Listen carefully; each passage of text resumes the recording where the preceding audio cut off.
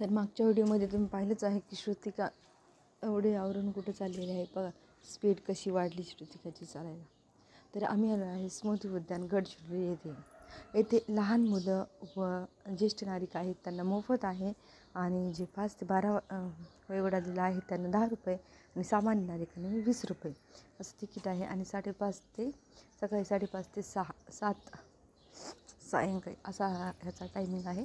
तर आम्ही इथं सर्वप्रथम तिकीट ते काढलं आमच्या दोघांचं. श्रुतिकाला फ्री आहे. श्रुतिकाचे बाबा अगोदरच गेले होते.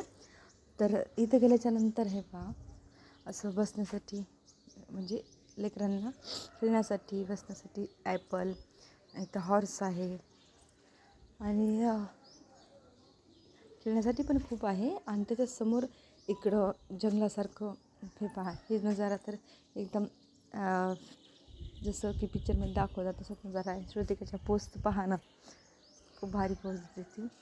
त्याच्यासमोरच थोडंसं पाणी वगैरे आहे आणि बीचचं आहे. इथे पण थोडेसे तिचे फोटो काढले. आणि हे पहा तिथं खेळण्यासाठी घसरगुंडी, ती गोलवाली घसरगुंडी, झोका असं बरंचसं खेळण्यासाठी आहे.